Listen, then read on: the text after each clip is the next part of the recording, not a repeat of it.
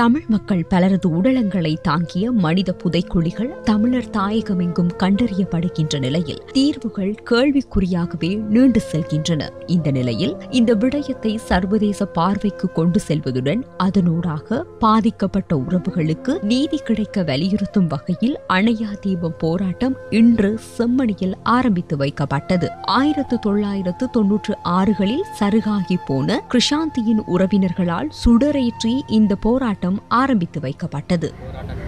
அணையா தீபத்தினை முதலாவதாக ஏற்றி வைக்கின்றார்கள். 1996ஆம் ஆண்டளவில் கொல்லப்பட்ட கிருஷாந்தி அவருடைய உறவினர் ஒருவர் இந்த தீபத்தினை முதலாவதாக ஏற்றி வைக்கிறார்.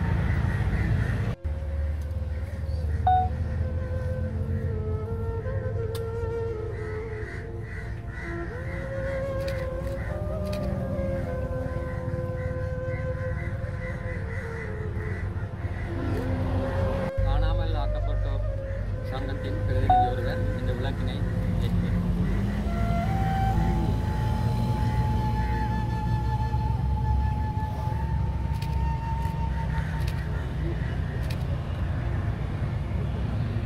தொடர்ந்து மத குருமார்கள் சார்பாக இந்த விளக்கினை ஏற்றி வைப்பார்கள். மத குருமார்கள் இணைந்து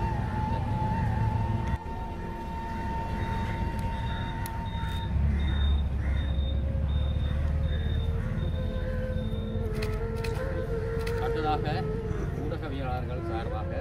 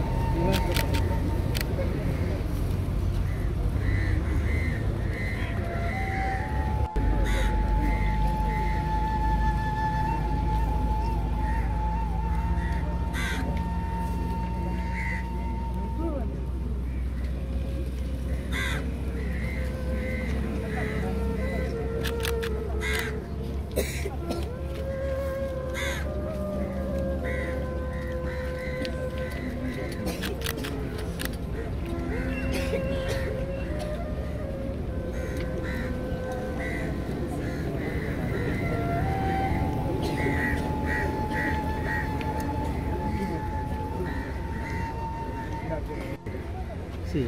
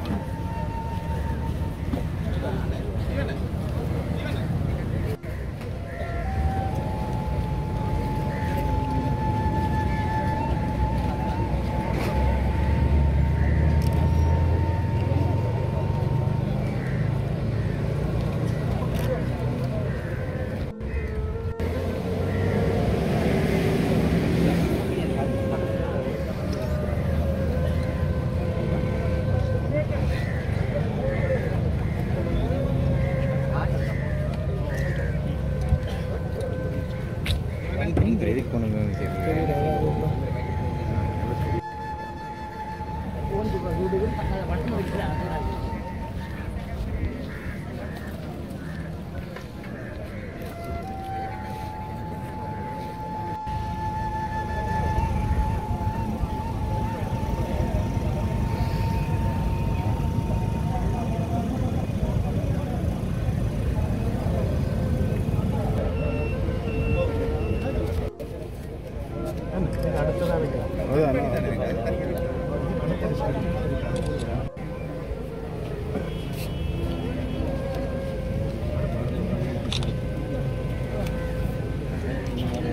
பேர்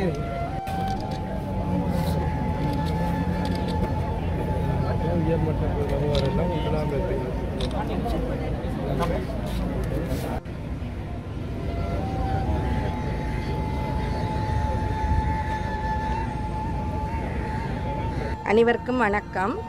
மக்கள் செயல் என்ற அமைப்பினால் 23, 24 மற்றும் 25ஆம் திகதிகளில் அணையா விளக்கு என்ற கருப்பொருளில் ஆரம்பிக்கப்பட்ட இந்த போராட்டமானது இன்றைய தினம் 10:10 ஆரம்பிக்கப்பட்டிருக்கின்றது. இந்த அணையா விளக்கினை ஏற்றி நாங்கள் இந்த போராட்டத்தினை ஆரம்பித்திருக்கின்றோம்.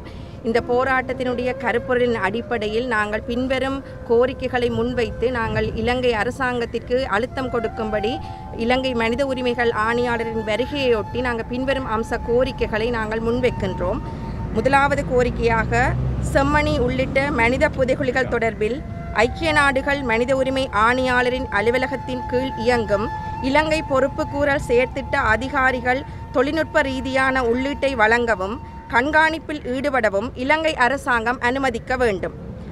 இரண்டாவது, ஐக்கிய நாடுகள் மனித உரிமை பேரவையின் 46/1 தீர்மானத்துக்கு அமைய இனப்படுகொலை, யுத்த குற்றங்கள் மற்றும் மனித குலத்திற்கு எதிரான குற்றங்கள் தொடர்பில் ஆதாரங்களை சேகரிப்பதற்கு ஐக்கிய நாடுகள் மனித உரிமை ஆணையாளரின் அலுவலகத்தின் கீழ் இயங்கும் இலங்கை பொறுப்புக்கூறல் செயற்திட்ட அதிகாரிகளுக்கு தங்கு தடையற்ற அனுமதியை இலங்கை அரசாங்கத்தால் வழங்கப்பட வேண்டும். மூன்றாவது கோரிக்கை அம்சமானது மனித புதைகுழி அகழ்வு பணிகளில் வலிந்து காணாமல் ஆக்கப்பட்டவர்கள் தமது சமூகத்தின் வளங்களை பெற்று அதன் மூலம் சுதந்திரமான தொழில்நுட்ப உள்ளீட்டை பெற்றுக்கொள்ள இலங்கை அரசாங்கம் அனுமதிக்குமாறு அழுத்தம் வழங்க வேண்டும். நான்காவது கோரிக்கையாக புதைகுழி அகழ்வு பணி தொடர்பில் யாழ்ப்பாணம் நீதவான் நீதிமன்றினால் கோரப்படும் அனைத்து நிதி கோரிக்கைகளையும் இலங்கை அரசாங்கம் நிறைவேற்ற வேண்டும் என அழுத்தம் கொடுக்க வேண்டும். ஐந்தாவது கோரிக்கையாக இதுவரை வெளிவந்த தகவல்களின் பிரகாரம் அனைத்து புதைகுழிகள் தொடர்பிலும் சர்வதேச கண்காணிப்புடனான அகழ்விற்கு இலங்கை அரசாங்கம் அனுமதிக்க வேண்டும் என வலியுறுத்த வேண்டும். ஆறாவது கோரிக்கை அம்சமாக இலங்கை பொறுப்புக்கூறல் விவகாரம் தொடர்பில் ஐநா பொதுச்சபை ஊடாக ஐநா பாதுகாப்பு அவைக்கு விடயம் பாரப்படுத்தப்பட்டு அதனூடாக சர்வதேச குற்றவியல் நீதிமன்ற விசாரணை ஒன்றை சாத்தியப்படுத்துவதற்கான செயற்பாடுகளை ஐநா மனித உரிமை ஆணையாளர் எதிர்வரும் ஐநா மனித உரிமை பேரவை கூட்டத்தில் முடுக்கிவிட வேண்டும். இந்த கோரிக்கை அம்சங்கள் அடங்கிய ஒரு கையெழுத்து பிரதியினை நாங்கள் வருகின்ற ஐநா மனித உரிமை ஆணையாளரிடம் கையளிப்பதற்காகத்தான் நாங்கள் முயற்சி செய்து கொண்டிருக்கிறோம். ஆகவே இதற்கான ஆதரவினை நீங்கள் வழங்குவதற்காக எங்களுக்கு அதிகபட்சம் எவ்வளவு கையெழுத்து பிரதிகளை பெற்றுக்கொள்ள முடியுமோ அந்த அளவுக்கு கையெழுத்து பிரதிகளை நீங்கள் எங்களுக்கு வழங்கி ஆதரவு தர வேண்டும் என்று இதில் கூறிக்கொண்டு, மேலும் இந்த போராட்டத்தினை அமைதியான முறையில் முன்னெடுப்பதற்காக ஊடகவியலாளர்கள் மற்றும் இதில் பங்கேற்கின்ற பொதுமக்கள், அரசியல்வாதிகள் அனைவரையும் நாங்கள் கேட்டுக்கொள்வதோடு, மிக முக்கியமாக ஊடகவியலாளரின் பங்கு எவ்வாறு இருக்க வேண்டும் என்று சொன்னால், நீங்கள் யாராவது ஒருவரை இந்த இடத்தில் கருத்து சொல்வதற்கு அழைக்கின்ற பொழுது இந்த குறிப்பிட்ட இடத்தில் எந்த விதமான ஒரு பிரச்சனைகளும் வராத அடிப்படையில் அவர்களுடைய கருத்துக்களை பெற்றுக்கொள்வதனால் நாங்கள் இந்த போராட்டத்தை அமைதியான முறையிலே வழிநடத்தி சென்று புதன்கிழமை நாங்கள் ஐநா மனித உரிமை ஆணையாளரிடம் எங்களுடைய கோரிக்கைகள் அடங்கிய அம்சமான அந்த மனுவினை வழங்குவதற்கு மிகவும் வலிச்சேர்ப்பதாகவும் ஆதரவானதாகவும் இருக்கும் என்று கோரிக்கொள்கிறேன். நன்றி. பல தசாப்தங்களாக ஈழத்து மண்ணிலே தமிழ் மக்கள் படுகொலை செய்யப்பட்டார்கள். அவர்கள் இனப்படுகொலை செய்யப்பட்டதன் அடையாளமாக அவர்கள் வாழுகின்ற பூர்வீக நிலமான வடக்கு கிழக்கினுடைய பல பகுதிகளிலும் பல்லாயிரம் ஆண்டுகளாக வாழ்ந்து வந்த மண்ணிலே அவர்களுடைய ஒரு குறுகிய காலத்துக்குள் கொல்லப்பட்ட தமிழ் மக்களுடைய எலும்புக்கூடுகள் பல இடங்களிலும் இன்று அடையாளப்படுத்தப்பட்டு வருகின்றன. அவ்வாறு அண்மை காலங்களில் அரியாலை சித்துப்பாத்தி இந்து மயானத்துக்கு அருகில் நாங்கள் நின்று பேசுகின்ற செம்மணிக்கு அருகிலே இந்த மனித எலும்புக்கூடுகள் கண்டெடுக்கப்பட்டது. அந்த மனித எலும்புக்கூடுகள் தடயவியல் நிபுணர்களின் கருத்துப்படி குழந்தைகளுடையது, இளம் பெண்களுடையது, இளம் வயது வாலிபர்களுடையது. அதிலும் எந்த ஒரு எலும்புக்கூடுகளிலும் உடுப்புகளோ அல்லது துணிகளோ இல்லாத அடித்து நொறுக்கப்பட்ட நிலையிலே புதைக்கப்பட்ட உடலங்களின் எலும்புக்கூடுகளாகவே வெளிவந்திருப்பதாக தடயவியல் நிபுணர்கள் குறிப்பிடுகின்றார்கள். அந்த அடிப்படையில் இந்த இடத்திலே கண்டுபிடிக்கப்பட்ட இந்த எலும்புக்கூடுகளோடு செம்மணி என்பது ஒரு மனித புதைகுழிகளின் கூடாரமாக இன்று உலகத்திலே பார்க்கப்படுகிறது. இன்றைய நாட்களில் இந்த இலங்கை மண்ணுக்கு வருகை தந்து கொண்டிருக்கின்ற 23, 24, 25ஆம் தேதியில் இலங்கையிலே தங்கியிருக்கின்ற ஐக்கிய நாடுகள் மனித உரிமைகள் ஆணையாளருடைய வருகையொட்டி அவர் 25ஆம் தேதி யாழ்ப்பாணம் வருகின்ற பொழுது அவருக்கு இந்த உண்மை நிலையை தெளிவுபடுத்தும் வகையிலும் இந்த இடத்திலே பொதுமக்கள் மற்றும் வலிந்து காணாமல் ஆக்கப்பட்டவர்கள், மத தலைவர்கள், ஊடகத்துறையினர் என பல்வேறுபட்ட தரப்புகளுடைய முயற்சியாலும் மேற்கொள்ளப்படுகின்ற இந்த அணையா விளக்கு போராட்டத்திற்கு ஒரு மிகப்பெரிய வலி சேர்க்கும் வகையிலே இன்றைய தினம் நாங்கள் இந்த இடத்திலே ஒன்று கூடியிருக்கிறோம். இந்த போராட்டமானது ஒரு அறவழியிலே தர்மம் சார்ந்ததாக, அமைதியாக, உலகத்தின் கண்களை திறக்கும் வகையில் சொல்லப்படுகின்ற ஒரு செய்தியாக இருக்கும். அந்த செய்திக்கான முழு வலி சேர்க்கின்ற காரியத்தை எங்களால் முடிந்த அளவுக்கு நாங்கள் ஆற்றுகிறோம். எங்களுக்கு நடந்தது இனப்படுகொலை. தமிழ் மக்களுக்கு ஒரு நீதி விசாரணை வேண்டும். அது சர்வதேச நீதி விசாரணையாக அமைய வேண்டும். நாங்கள் தொடர்ந்தும் சிங்கள அரசுகளால் ஏமாற்றப்படுகிறோம். இப்பொழுது இருக்கிற அனுர அரசாங்கத்தால் கூட தமிழர்கள் தொடர்ந்து ஏமாற்றப்படுகிறார்கள். அந்த பழைய அரசுகளுக்கு சளைத்தவர்கள் அல்ல இவர்கள் என்பதை நிரூபிக்கும் வகையிலே அண்மைய நடவடிக்கைகள் அமைந்திருக்கின்றன. ஆகவே ஒரு சர்வதேச விசாரணை என்பதனுடைய முக்கியத்துவத்தை வலியுறுத்தியும், இங்கு கண்டெடுக்கப்படுகின்ற எலும்புக்கூடுகளுக்கான நீதி விசாரணையை வலியுறுத்தியும், இவற்றுக்கான ஒரு அடிப்படையான மனித உரிமைகளுக்கான பங்கை உலகம் எவ்வாறு செலுத்த முடியும் என்பதை வலியுறுத்துவதற்கான இந்த போராட்டத்தில் எங்களுடைய முழுமையான பங்கை நல்கியிருக்கிறோம். எல்லா மக்களும் அணியாக திரண்டு இன்று நாளை மறுதினம் இதிலே நாங்கள் திரளுகின்ற அந்த திரட்சி, மக்கள் திரட்சி உலகத்தின் மனச்சாட்சிகளையும் உலகத்தின் கண்களையும் திறக்கும். அதனால் எல்லோரையும் இந்த போராட்டத்திலே கலந்து கொள்ளுமாறு மிக வினயமாகவும் அன்புரிமையோடும் கேட்டுக்கொள்கின்றோம். நன்றிகள். மக்களாகிய நாங்கள் இன்றைய நாளிலே ஒரு உணர்வு பூர்வமான ஒரு நிகழ்விலே கலந்து கொண்டிருக்கின்றோம். அணையா தீபம் என்ற இந்த தலைப்பிலே தமிழ் மக்களுடைய வாழ்விலே கடந்த காலங்களில் ஏற்பட்ட பல அநீதிகளுக்கு நீதி கோரி இந்த போராட்டம் முன்னெடுக்கப்படுகின்றது. மக்களுடைய உள்ளங்களிலே ஒரு அணையாத ஒரு தாகம் இருக்கிறது. எங்களுக்கு இழைக்கப்பட்ட நீதிகளுக்கு நியாயம் கிடைக்க வேண்டும். அதை உலக மக்கள் அனைவரும் சேர்ந்து அதை செய்ய முன்வர வேண்டும்.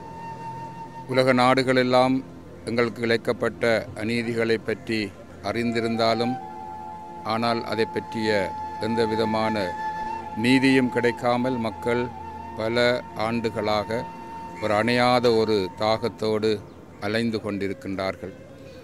ஆகவே அந்த நிகழ்வுகளுக்கெல்லாம் ஒரு முற்றுப்புள்ளி வைக்கும் விதமாக இந்த அணையா தீபம் என்ற இந்த நிகழ்வு ஒழுங்கு செய்யப்பட்டிருக்கிறது. குறிப்பாக நாங்கள் நிற்கின்ற இந்த செம்மணி பிரதேசத்திலே மனித புதை குழிகள் அடையாளம் காணப்பட்டு பல அப்பாவி மக்களுடைய எலும்புக்கூடுகள் கண்டுபிடிக்கப்பட்டு கொண்டிருக்கின்ற இந்த நேரத்திலே இந்த நிகழ்வு மிகவும் முக்கியமான ஒரு நிகழ்வாக இருக்கிறது. காணாமல் போன எத்தனையோ பேர் தங்களுடைய உறவுகளை தேடுகின்ற இந்த வேளையில், யுத்தத்தினுடைய இறுதி நாட்களிலே சரணடைந்தவர்களுக்கு என்ன நடந்தது என்ற கேள்வியை கேட்கின்ற இந்த காலத்திலே இந்த மனித புதைகுழிகள் ஒரு பயங்கரமான ஒரு பதிலை எங்களுக்கு சொல்லி கொண்டிருக்கின்றன. ஆகவே இவற்றை நாங்கள் உதாசீனம் செய்யாமல் எங்களுடைய அரசாங்கமும் உலக நாடுகளும் எல்லாரும் இந்த சந்தர்ப்பத்திலே மக்கள் எதிர்பார்க்கின்ற ஒரு நியாயமான ஒரு நீதியை வழங்க வேண்டும். இனிமேலும் அதற்கு நாங்கள் தாமதிக்கக்கூடாது. அந்த நீதியை பெறுவதற்கு தடையாக இருக்கிற எல்லா விதமான தடைகளையும் நீக்கி நியாயமான முறையிலே மக்களுக்கு இந்த நீதி கிடைக்க வேண்டும் என்ற அந்த நோக்கத்தோடு நடத்தப்படுகின்ற இந்த போராட்டத்திலே நாங்கள் இணைந்து எங்களுடைய முழு ஆதரவை தெரிவிக்கின்றோம். மக்களுடைய எதிர்பார்ப்பு, அந்த அணையாத தாகம் நிச்சயமாக விரைவில் நிறைவேற வேண்டும். அதற்கு இந்த போராட்டம் நிச்சயமாக துணை செய்யும் என்பது எங்களுடைய நம்பிக்கை. இறைவனுடைய ஆசீரும் வழிநடத்தலும் தமிழ் மக்களுக்கு தொடர்ந்து கிடைக்க வேண்டும்.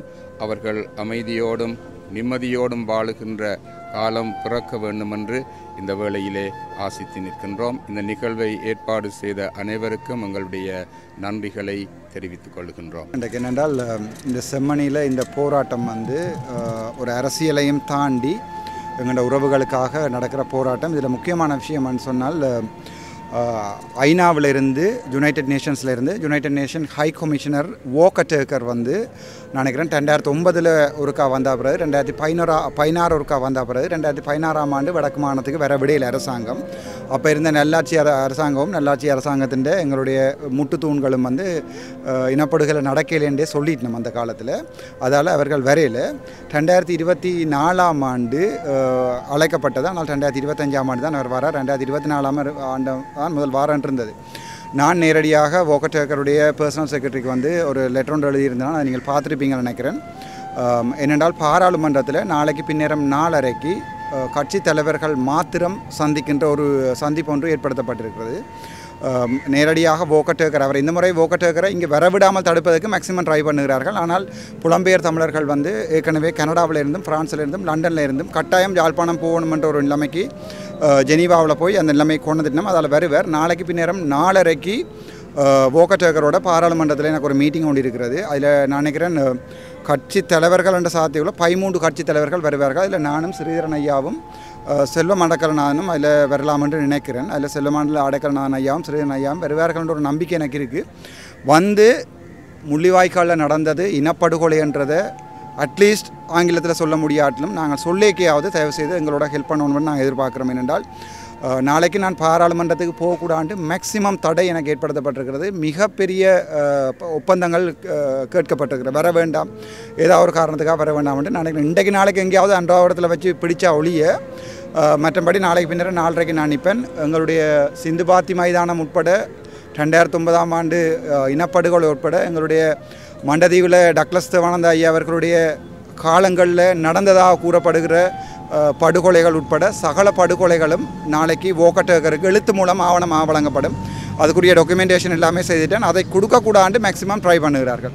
அதை நாங்கள் கொடுக்கக்கூடாது. இலங்கையில் ஒரு பிரச்சனையும் இல்லை, புது அரசாங்கம் வந்த பிறகு எந்த ஒரு பிரச்சனையும் இல்லை என்று மேக்சிமம் ட்ரை பண்ணி பார்க்குறார்கள். ஆனால் நான் அதற்கு ஒரு பணிவான வேண்டுகோள், எங்களுடைய ஸ்ரீதரன் ஐயா அப்படி செய்ய மாட்டார், நம்பிக்கை இருக்கிறது. எங்களுடைய செல்வம் அடக்கலநாதனையும் நான் அதுக்கு அவர் வரலாம், கட்சி தலைவராக வரலாம். நான் அவர்கிட்ட கேட்கிறது தயவு செய்து மக்களுடைய இந்த ஒரு ஈனப்படுகொலைக்கு ஒரு குழந்தையை கொண்டே புதைத்திருக்கிறார்கள் என்றால் கொலை செய்து புதைத்தார்களா இல்லை புதைச்சிட்டு கொலை செஞ்சார்களா தெரியாது.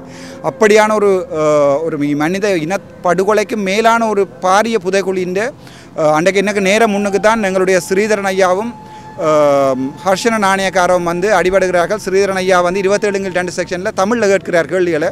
ஹர்ஷன நாணயக்க வேறு ஏதோ பதில் சொல்லுகிறார். அப்போது நான் இடைமறுத்து சொன்னேன், ஐயா கேட்பதெல்லாம் தமிழாக்கம் செய்யப்படுகிறது என்று. நான் நினைக்கிறேன் நாளைய தினம் வோக்கர் டர்க்கருக்கு ஒரு தெளிவான பதில் ஒன்று நாங்கள் சொல்லணும். முக்கியமாக சொல்ல வேண்டிய இந்த சிந்துபாத்தி மைதானத்தில் 400 உடல்கள் தான் இருக்குது. ஆனால் 3 லட்சம் உடல்கள் முள்ளிவாய்க்காலில் புதைக்கப்பட்டிருக்கிறது. அந்த புதைக்கப்பட்ட உடல்களுக்கும் சேனல் 4வினுடைய ஆதாரங்களை மறுபடியும் சர்வதேச விசாரணை போகணும் என்றதில் நான் எந்த சந்தேகமும் இல்லை. அதை 100% வலியுறுத்துவேன். பாராளுமன்றத்தில் இருக்கும் காலத்திலையும் இல்லாத காலத்திலையும் சரி, நான் அதை 100% வலியுறுத்துவேன். எங்களுக்கு நடந்தது இனப்படுகொலை. அனுர அரசாங்கம் ஜேபி அரசாங்கம் சொல்லியிருக்கிறது இனப்படுகொலை அல்ல என்று. வோக்கர் டர்க்கர் போகும்போது அதுக்குரிய உண்மை உங்களுக்கு தெரியும். நன்றி. அனைவருக்கும் வணக்கம். லஜிதர் யாழ்ப்பாண பல்கலைக்கழக மாணவர் ஒன்றியம்.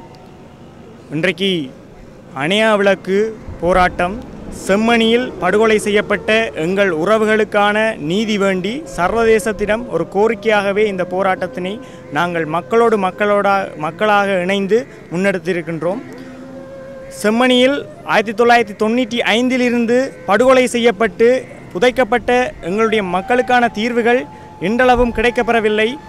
இந்த மனித புதைகுழி அகழாய்வு தொடர்ச்சியாக இடம்பெற்று வரும் இந்த சந்தர்ப்பத்தில் நிதி நெருக்கடி காரணமாக இந்த அகழாய்வை நிறுத்தப் போவதான ஒரு தகவலை நாங்கள் அறிய பெற்றோம்.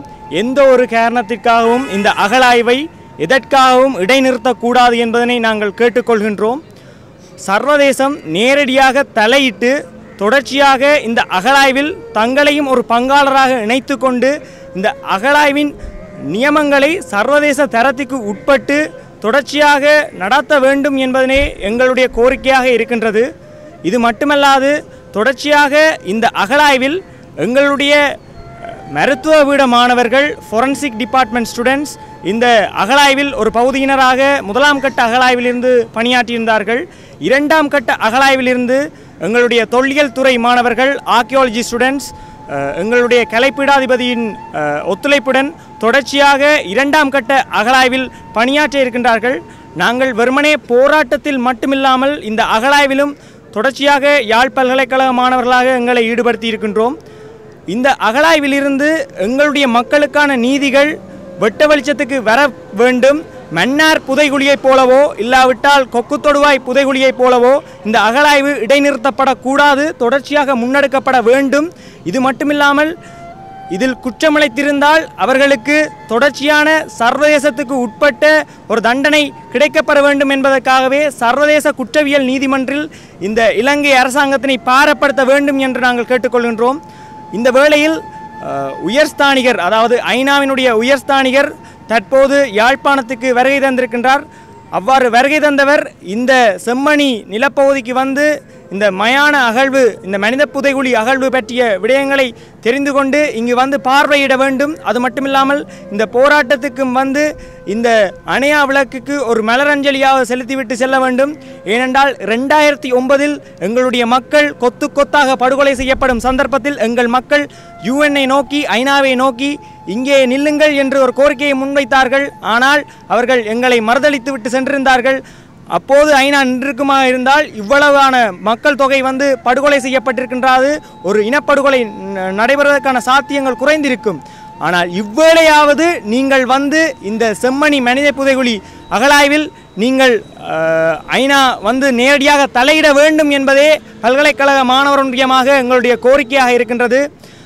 இஸ்ரேலிய பத்திரிகை ஒன்று எழுதியிருக்கின்றது. இஸ்ரேலிய பத்திரிகை நிருபர் ஒருவர் குறிப்பிட்டிருக்கின்றார், இஸ்ரேல் சர்வதேசத்திடமிருந்து தப்பித்துக் கொள்வதில் இலங்கையிலிருந்து கற்றுக்கொள்ள வேண்டும் என்று எழுதியிருக்கின்றார். அதாவது மாஸ் அட்ரோசிட்டிஸ், கொடுங்கோன்மையான கொலைகளையும் அத்துமீறல்களையும் யுத்த அத்துமீறல்களையும் செய்துவிட்டு தப்பித்துக் கொள்வதற்கு இலங்கையிடம் இருந்து கற்றுக்கொள்ள வேண்டும் என்றால் இலங்கை, இந்த ஸ்ரீலங்கா என்பது ஒரு டெக்ஸ்ட் புக்ஸாக மாறிக்கொண்டிருக்கின்றது. இனி அடுத்து வரப்போகின்ற காசாவில் நிகழ்கின்ற இனப்படுகொலைகளுக்கும் இனி யாரும் கொடூரமாக கொலைகளை செய்துவிட்டு தப்பித்து கொள்ளலாம் என்கின்ற ஒரு நிலைக்கும் இந்த இலங்கை முன்னுதாரணமாக அமையக்கூடாது. ஆகவே தொடர்ச்சியாக இந்த இலங்கை அரசாங்கத்தினை சர்வதேச குற்ற நீதிமன்றில் பாரப்படுத்த வேண்டும். அதற்காக OSLAP, Office for the Sri-Lankan Accountability Project, இலங்கையினுடைய பொறுப்பு குரலுக்கான திட்டமிடல் என்கின்ற அந்த ப்ரொஜெக்டுக்கு ஏற்ற மாதிரி அது குறிப்பிட்ட இலங்கையினுடைய இனப்படுகொலையை பற்றி சமர்ப்பித்த ஆதாரங்களை மேலும் எடுத்து ஐநா சபையினுடைய உயர் சபைக்கு அனுப்பி எங்களுடைய இனப்படுகொலைக்கான தீர்மானத்துக்கு ஒரு வலு சேர்க்க வேண்டும் என்பதே எங்களுடைய கோரிக்கையாக இருக்கின்றது. இது மட்டுமில்லாமல் தொடர்ச்சியாக இந்த செம்மணி மனித அகழாய்வில் தொழில்நுட்ப உதவிகளையும் ஐநா வந்து வழங்க வேண்டும் என்பதே எங்களுடைய கோரிக்கையாக இருக்கின்றது. நிச்சயமாக இந்த போராட்டத்தில் 25ஆம் தேதி இடம்பெறுகின்ற மாபெரும் அமைதி பேரணியில் மக்களோடு மக்களாக இணைந்து வடகிழக்கு தமிழர் தாயகமாக எங்களுடைய மக்கள் முற்றுமுழுவதுமாக திரண்டு இந்த போராட்டத்துக்கு வலு சேர்க்க வேண்டும் என்பதே எங்களுடைய கோரிக்கையாக இருக்கின்றது. நன்றி, வணக்கம். 1995ஆம் ஆண்டு அக்டோபர் மாதம் யாழ்ப்பாண குடாநாட்டின் மீது சந்திரிகா அரசாங்கம் ஒரு பாரிய இராணுவ நடவடிக்கை ஒன்றை மேற்கொண்டிருந்தது. அந்த இராணுவ நடவடிக்கையை தொடர்ந்து 96ஆம் ஆண்டிலே யாழ்ப்பாண குடாநாடு ஸ்ரீலங்கா இராணுவத்தினரால் முற்றுமுழுதாக ஆக்கிரமிக்கப்பட்டது. அவ்வாறு ஆக்கிரமிக்கப்பட்ட பிற்பாடு யாழ்ப்பாண குடாநாட்டிலே பல ஆயிரக்கணக்கான இளைஞர்கள், யுவதிகள் கைது செய்யப்பட்டு காணாமலாக்கப்பட்டிருக்கின்றார்கள். அவ்வாறு காணாமலாக்கப்பட்டவர்களில் பெரும்பாலானவர்கள் இராணுவத்தினரால் கொன்று இந்த பகுதிகளிலே புதைக்கப்பட்டிருக்கலாம் என்கின்ற ஒரு சந்தேகம் இருக்கின்றது. அந்த வகையிலே எல்லோருக்கும் தெரிந்த ஒரு விடயம், கிரிசாந்தி என்கின்ற பாடசாலை மாணவி இந்த பகுதியிலே இராணுவத்தினரால் கைது செய்யப்பட்ட பிற்பாடு பாலியல் வல்லுறவுக்கு உள்ளாக்கப்பட்டு படுகொலை செய்யப்பட்டு புதைக்கப்பட்ட நிலையிலே அது தொடர்பான விடயங்கள் வெளிவந்து அது தொடர்பான வழக்கு விசாரணைகள் வந்த பொழுது மாமனிதர் குமார் பொன்னம்பலம் அவர்கள் சட்டத்தரணியாக இருந்து அந்த விடயத்தை பல வெளியுலகத்திற்கு கொண்டு வருவதிலே ஒரு மிகப்பெரிய ஒரு பங்காற்றி இருந்தார். அதன் மூலமாக 600 பேர் வரையில் கொன்று புதைக்கப்பட்டதாக கிரிசாந்தியினுடைய கொலையோடு சம்பந்தப்பட்ட இராணுவத்தினர் பகிரங்கமாகவே சாட்சிகளை வழங்கியிருக்கின்றார்கள். அதற்கு பிற்பாடு அந்த புதகுழிகள் தொடர்பான விடயங்கள் அனைத்துமே மூடி மறைக்கப்பட்டிருந்தது. இவ்வாறான ஒரு சூழலிலே 2009 யுத்தம் முடிகின்ற நிலையில் தமிழீழ விடுதலை புலிகளுடைய அந்த ஆளுகையின் கீழ் இருந்த பகுதிகளிலிருந்து யாழ்ப்பாணத்திற்குள் வந்தவர்கள் குடும்பமாக காணாமல் போன சம்பவங்கள் நடைபெற்றிருக்கின்றது. கடல் வழியாகவும் வேறு வழிகள் ஊடாகவும் யாழ்ப்பாணத்துக்குள் வந்தவர்கள் இராணுவத்தினரால் கைது செய்யப்பட்டு குடும்பங்களாக குழந்தைகள் குட்டிகளோடு காணாமலாக்கப்பட்டிருந்தார்கள். இவ்வாறு காணாமலாக்கப்பட்ட உறவுகள் வருடக்கணக்கிலே தேடி வருகின்ற சூழலிலே கடந்த 2 மாதங்களுக்கு முன்னதாக சித்துப்பாத்தி இந்து மயானத்திலே ஒரு கட்டடப்பணி வேலைகளுக்காக ஒரு அகழ்வு பணி ஒன்று நடைபெற்ற பொழுது அங்கே ஒரு சில தடயங்கள் மனித எச்சங்கள் என்று சொல்லக்கூடிய தடயங்கள் வெளிப்பட்டிருந்தது. அந்த விடயம் தொடர்பாக போலீசாருக்கு தகவல் கொடுக்கப்பட்ட போதும் போலீசார் அதனை மூடி மறைப்பதற்கு முயன்றிருந்தார்கள். அந்த விடயம் தொடர்பாக அந்த சுடலை நிர்வாகத்தோடு பொதுமையான நிர்வாகத்தோடு தொடர்புடைய கிருபாகரன் அவர்கள் பாராளுமன்ற உறுப்பினர் கஜேந்திரகுமார் பொன்னம்பலம் அவர்களோடு தொடர்பு கொண்டு அவரை அந்த இடத்துக்கு அழைத்து அந்த விடயம் தொடர்பாக பார்வையிட்ட பிற்பாடு ஊடகங்களுக்கு கருத்து சொல்லப்பட்டு பாராளுமன்றத்திலும் அந்த விடயம் பேசுபொருளாக்கப்பட்ட பின்னர் அந்த இடம் அகழுகின்ற ஒரு சூழல் ஒன்று உருவாகியது. அவ்வாறு அந்த நிலைமை உருவாக்கப்பட்டு அந்த அகழ்வு பணிகள் ஆரம்பிக்கப்பட்ட பிற்பாடு அது ஒரு பூதாகரமாக இப்பொழுது அந்த விடயம் வெளிவந்து கொண்டிருக்கின்றது. இதுவரைக்கும் 19க்கும் அதிகமான மனித எலும்புக்கூடுகள் கண்டுபிடிக்கப்பட்டிருக்கின்றன. 1 மாத பச்சை குழந்தைகள் உட்பட எலும்புக்கூடுகள் வெளிவந்திருக்கின்றன. இதற்கு 100க்கு 100% பொறுப்பு ஸ்ரீலங்கா இராணுவத்தினர். இந்த பகுதி ஸ்ரீலங்கா இராணுவத்தினருடைய முகாமாக இருந்த பகுதி. இங்கே இந்த இராணுவத்தினரால் கடந்த கால பகுதியிலே கைது செய்யப்பட்டு சித்திரவதைகளுக்கு உள்ளாக்கப்பட்ட நிலையிலே உயிர் தப்பியவர்கள் இந்த சமூகத்திலே வாழ்ந்து கொண்டிருக்கின்றார்கள். அவர்களுடைய சாட்சிகளின்படி பெண்கள் பாலியல் வல்லுறவுக்கு உள்ளாக்கப்படுகின்ற பொழுது அவர்கள் கொடூரமாக மரண ஓலம் எழுப்பிய அந்த கொடூரமான அந்த நினைவுகளை பலர் இன்னும் சுமந்து கொண்டிருக்கின்றார்கள். ஒரு சர்வதேச பக்கச்சார்பற்ற விசாரணை ஒன்று நடைபெறுமாக இருந்தால் அவர்கள் சாட்சிகளை சொல்வதற்கு தயாராக இருக்கிறார்கள். எங்கெல்லாம் இராணுவ முகாம் அமைக்கப்பட்டிருந்ததோ அந்த இடங்களில் எல்லாம் குறிப்பாக இந்த அரியால பகுதிகளிலே பெருமளவானவர்கள் கொன்று புதைக்கப்பட்டிருக்கக்கூடிய ஒரு சூழல் ஒன்று இருக்கின்றது. ஆகவே அந்த புதைகுழிகள் அனைத்தும் இந்த இராணுவ முகாம்களாக இருந்த இடங்கள் அனைத்தும் அகழ்ந்து பார்க்கப்பட வேண்டிய ஒரு கட்டாய தேவை இருக்கின்றது. அதேபோன்று வவுனியா மாவட்டத்திலும் ஏனைய மாவட்டங்களிலும் கூட இராணுவ முகாம்கள் இருந்த இடங்களிலே அகழ்வு பணிகள் மேற்கொள்ளப்படுமாக இருந்தால் நிச்சயமாக இந்த எலும்புக்கூடுகள் வெளிவரக்கூடிய ஒரு சூழல் இருக்கின்றது. மண்டைதீவிலே ஒரு பாரிய மனித புதைகுழி ஒரு கிணற்றுக்குள் மண்டதீவு கோட்டாபய ராஜபக்சவனுடைய தலைமையிலே அல்லது அவர் ஒரு படையணியிலே ஒரு முக்கியமான ஆளாக இருக்கிற பொழுது ஒரு படையெடுப்பு நடைபெற்ற பொழுது அந்த படையெடுப்பின் பொழுது கைது செய்யப்பட்ட பல நூற்றுக்கணக்கானவர்கள் கொன்று ஒரு கிணற்றுக்குள் போடப்பட்டு மூடப்பட்ட சம்பவங்கள் ஆதாரத்தோடு இன்றும் சாட்சிகள் வாழ்ந்து கொண்டிருக்கின்றார்கள். ஆகவே மண்டதீவு தொடர்பாக பாராளுமன்ற உறுப்பினர் ஸ்ரீதரன் அவர்கள் அண்மையிலே பாராளுமன்றத்திலே பிரஸ்தாபித்திருந்தார். அதனை நீதி அமைச்சர் மறுத்திருந்தார். அது நீதி அமைச்சருடைய ஒரு பொறுப்பற்ற ஒரு கருத்து. அவர் இந்த இனப்படுகொலை செய்த இராணுவத்தை பாதுகாப்பதற்காக முன்வைத்திருக்கின்ற ஒரு கருத்து. அவருடைய கருத்தை நாங்கள் மிக வன்மையாக கண்டிக்கின்றோம். ஆகவே இந்த மண்டதீவிலே இருக்கக்கூடிய அந்த புதைகுழி உட்பட வடகிழக்கில் எங்கெல்லாம் எங்களுடைய உறவுகள் கொண்டு புதைக்கப்பட்டிருக்கிறார்கள் என்று இந்த காணாமலாக்கப்பட்ட உறவுகளால் சந்தேகங்கள் வெளியிடப்படுகிறதோ அத்தனை இடங்களும் அகலப்பட வேண்டும். அந்த அடிப்படையிலே இப்பொழுது ஐக்கிய நாடுகள் மனித உரிமைகள் பேரவையினுடைய ஆணையாளர் அவர்கள் இலங்கைக்கு வருகின்றார். அவர் யாழ்ப்பாணத்திற்கும் வருகை தர இருக்கின்றார். அவரை நாங்கள் வரவேற்கின்றோம்.